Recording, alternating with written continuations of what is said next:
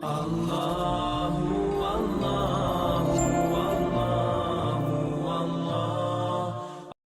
ingin titik beratkan teman-teman sekalian, dan ini yang paling banyak di Indonesia dimasuki oleh syaitan, didukung juga dengan media-media syaitan.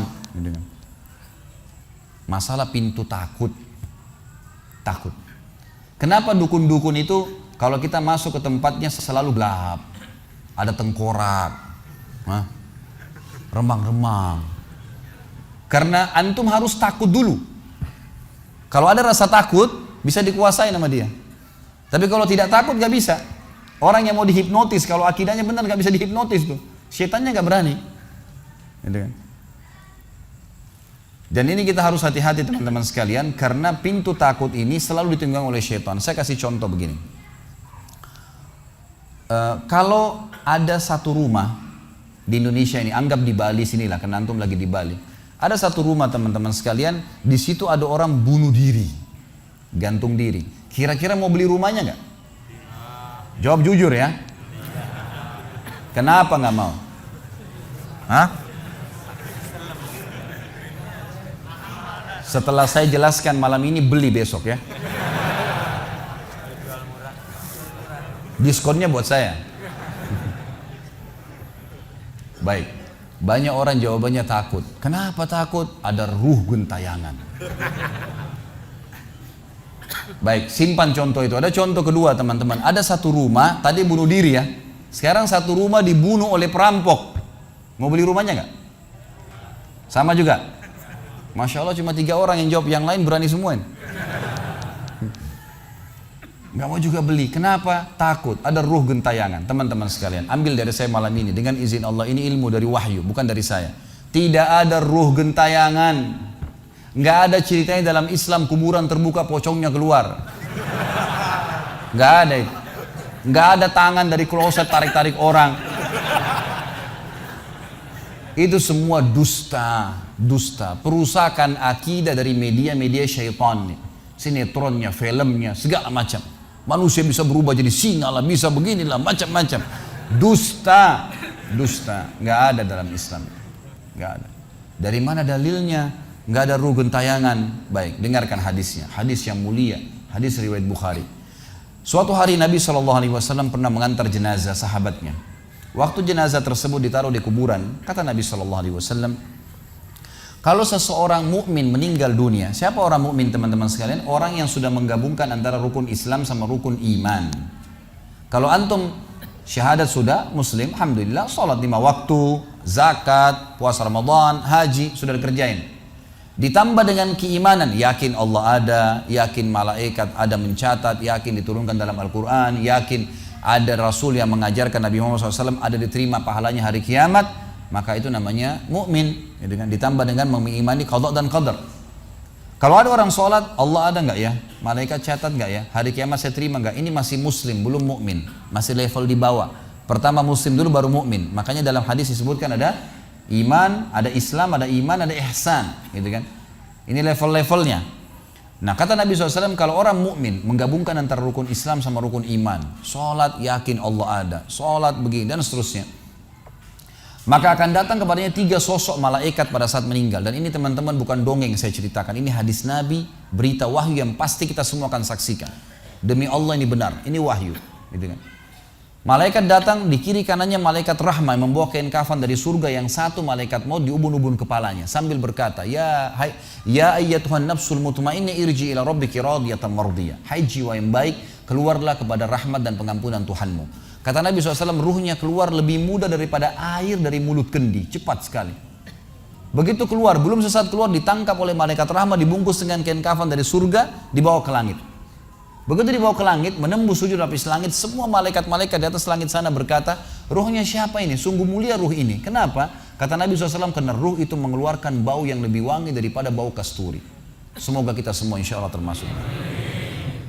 Maka kata Nabi SAW, malaikat rahmah mengatakan, ini fulan bin fulan, namanya yang paling mulia di dunia. Lalu kemudian ditembuskan sampai langit ke-7, lalu kemudian terdengar suara dari langit ke-7. Allah Azza wa Jalla berkata, catatkan hambaku ini termasuk penghuni surga, kembalikan dia di dunia, di sana saya ciptakan, di sana pula saya akan bangkitkan. Diantar ruhnya bersamaan jasadnya, diantar oleh kerabatnya.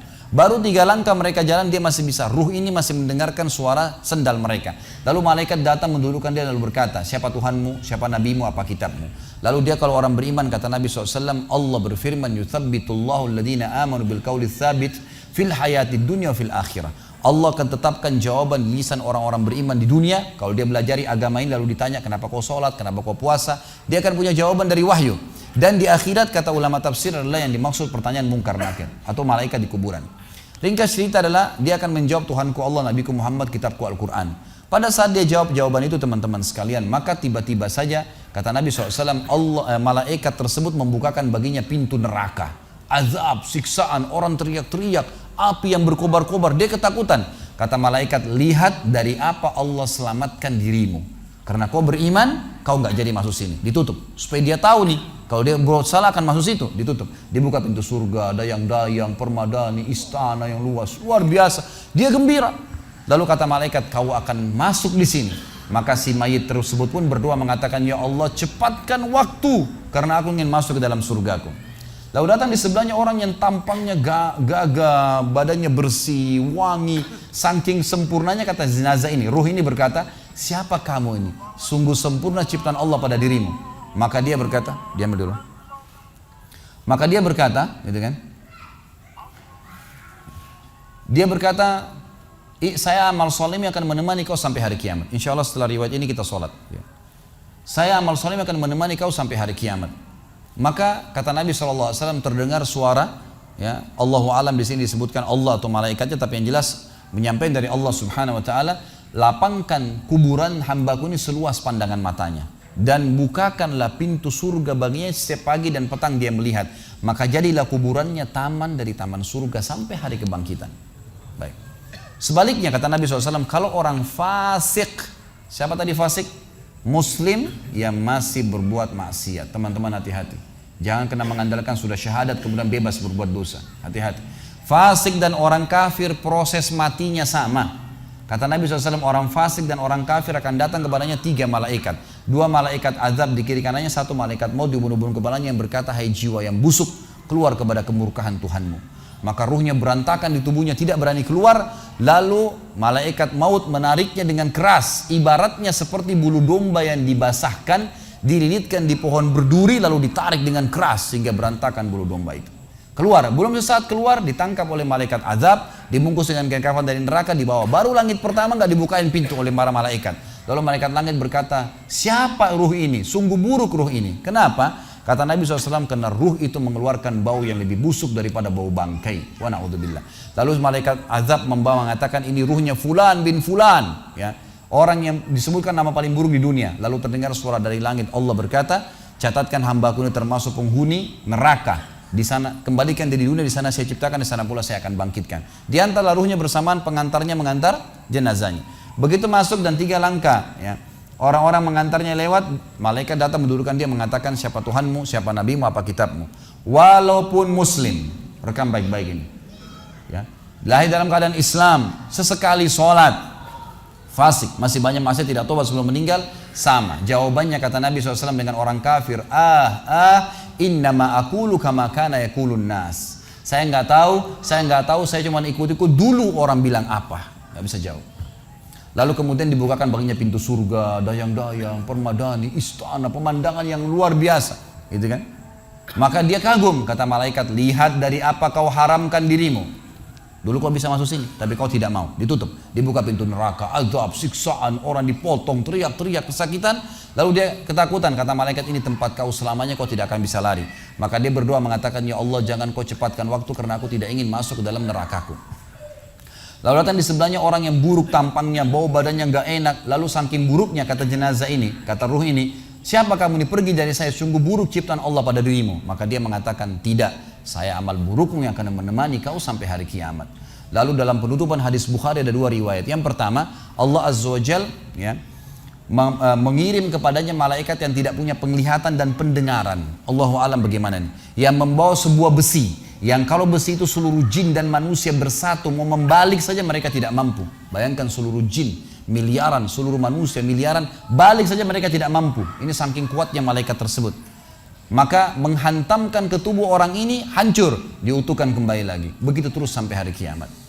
Riwayat yang kedua mengatakan Allah Azza wa Jalla membuat dinding kuburannya merengut tubuhnya, menjepit tubuhnya sampai seperti ini tulang rusuknya. Kembali lagi. Kata ulama hadis digabungkan keduanya, dipukul sambil diremukkan, dikembalikan lagi. Begitu terus sampai hari kiamat. Maka teman-teman sekalian, dalil ini sebagai penutup dalam sesi pertama materi kita, teman-teman sekalian, dalil ini menjelaskan tidak adanya rugen tayangan dalam Islam. Gak ada. Kita tarik ke contoh tadi. Orang yang bunuh diri tadi berdosa besar bukan? Dosa besar. Berarti dia meninggal sekarang di kuburan lagi disiksa. Gak ada ceritanya keluar ganggu orang atau balas dendam. Gak ada waktu. Hancur, remuk, dikembalikan lagi. Begitu terus. Kemudian juga sama, orang tadi contoh kedua yang dibunuh sekeluarga, kalau dia muslim maka dia mati syahid. Matinya mulia bukan? Mulia. Berarti lagi nikmatin kuburannya taman dari taman surga. Nggak ada ceritanya tuh mereka keluar lagi ganggu orang. Gitu kan. Jadi mulai sekarang beli rumah yang banyak dianggap keramat tuh. Bacain surah Al-Baqarah ada semua syaitannya tuh. Harus yakin dengan sabda Nabi SAW, rumah yang dibaca surah Al-Baqarah tidak akan masuk syaitan. Nggak ada. Takut semua syaitannya. Baik, kita tutup dengan kata-kata saya teman-teman sekalian. Lalu dari mana kalau saya beli rumah saya pernah dengar suara bayi di atas rumah, atap rumah saya. Saya pernah dengar suara cangkul di belakang rumah, pintu bunyi sendiri, gitu kan. Itu semua permainan syaitan yang ada di sekitar rumah itu, atau Anda yang bermasalah. Harus diruqyah. Dibacain ayat, ada sihirnya tuh, mungkin pernah mandi dulu ilmu kebal, mungkin pernah ini, mungkin pernah bersemedi, apalah macam-macam yang khurafat ini, maka dia harus diruqyah. Jadi harus diobatin. Baik, begini contohnya, kalau kita lagi lewatin tadi rumah yang orang ada bunuh diri, ini kalau ada syaitan di sini marah dengan saya, tapi saya nggak peduli. Emang dia musuh kita. A'udzubillahi minasyaitonirrajim, gitu kan. Allah hancurin mereka, gitu kan. Yang jelas teman-teman sekalian, kalau kita lewat di rumah yang ada orang bunuh diri, gitu kan. Misal pagarnya 10 meter, begitu kita jalan 1 meter pertama, semua syaitan itu ngerumunin kita tuh. Tuh yang bunuh diri itu perempuan, matanya belalak, rambutnya panjang, keluar darah dari hidungnya. Terus dibisikin. Orang yang takut, manusia yang takut, maka pada saat dia balik ke tempat yang tadi syaitan bisikin dia itu, dia lihat betul nanti perempuan tuh. Karena dia takut, jadi dia bisa lihat. Yang takut saja yang bisa lihat, yang tidak takut tidak bakal lihat. Makanya kalau ada temannya jalan di sebelah nggak takut, tanya, kau lihat nggak? Dia bilang nggak. Kalau dia bayangkan nenek-nenek, dia lihat nenek-nenek temannya. Permainan syaitan. Maka orang beriman mustahil melihat yang seperti itu. Gak ada ceritanya. Atau dasarnya orang itu kena sihir tadi. Maka bisa melihat penampakan karena ada syaitan yang mengganggu dia. Dan dia dasarnya membuka diri untuk itu. Makanya harus ruqyah, obat. Gitu kan? Ada metode pengobatan, tentu bisa lihat di YouTube, ada ceramah saya, ruqyah syariah. Ya, nama saya diketik, insya Allah ada tata cara yang sudah saya ajarkan caranya mengobatin itu. Tapi yang jelas itu semua permainan syaitan, teman-teman sekalian. Dan inilah poin pertama, pintu pertama untuk takut kepada Allah Subhanahu wa taala, artinya semua selain Allah dalam makhluk jangan pernah takut dengan mereka. Syaitan pun yang biasa dianggap menakutkan bagi manusia itu dusta semua. Sampai sabda Nabi SAW mulia hadis Bukhari, siapa yang membaca bismillah, bismillah, maka syaitan yang ada di sekitarnya menjadi kecil seperti lalat. Jadi orang yang gambarkan syaitan besar itu tidak benar semua. Kata Nabi SAW dalam hadis Bukhari yang lain, siapa yang mau masuk ke rumahnya, lalu dia baca Assalamualaikum, salam warahmatullahi wabarakatuh, syaitan di sekitar rumahnya berkata kepada teman-temannya, tidak ada tempat nginap buat kalian malam ini. Salam saja sudah jadi benteng, gak bisa masuk. Kalau dia makan dengan baca bismillah, ya, dia baca bismillah, maka syaitan berkata lagi sama teman-temannya, tidak ada makan malam buat kalian malam ini. Gak bisa cuy. Dan syaitan tidak bisa membuka dan menembus tembok atau pintu manusia. Dusta semua itu tembus tembok, tembus pintu, dusta. Karena Nabi SAW yang bilang, syaitan tidak bisa membuka kembali pintu yang ditutup oleh manusia. Syaitan tidak bisa membalikkan ya, panci yang sudah ditutup oleh manusia. Maka padamkanlah lampu kalian, tutuplah panci-panci kalian, karena syaitan bisa menunggangi makhluk yang lain. Sebagai penutup hadis Nabi SAW, pernah ada seorang sahabat membawa tikus ditangkap malam hari. Pada saat ditangkap tikus tersebut, lalu sahabatnya tidak bunuh, dipegang sama dia, dibawa ke masjid. Dia bilang, ya Rasulullah, ini tadi, ya, saya tangkap di rumah saya apain hewan ini? Boleh saya bunuh atau enggak? Kata Nabi SAW, jadi tikus itu sambil ditahan oleh sahabat, kebetulan Nabi SAW punya tikar yang dipakai sholat, di sebelahnya ada lilin kecil, minyak dengan api, gitu kan? Lalu tikus ini sementara Nabi SAW bicara sama sahabat, lepas, menyentuh ya lilin Nabi SAW, lalu tumpah minyaknya di sejadah, di tikarnya Nabi, terbakar. Kata Nabi SAW, sesungguhnya hewan ini fasiqah, fuaisiqah, buruk, boleh dibunuh, gitu kan. Dan syaitan menunggangi hewan seperti ini untuk membakar rumah-rumah kalian. Tapi mereka tidak bisa membakar langsung. Mereka cuma bisa menggunakan hewan yang kebetulan lewat dan seterusnya. Seperti misalnya syaitan bisa menggoda manusia lain untuk mengganggu kita, gitu kan. Tapi untuk dia langsung tidak ada ceritanya. Itu semua tidak benar, teman-teman sekalian. Insya Allah.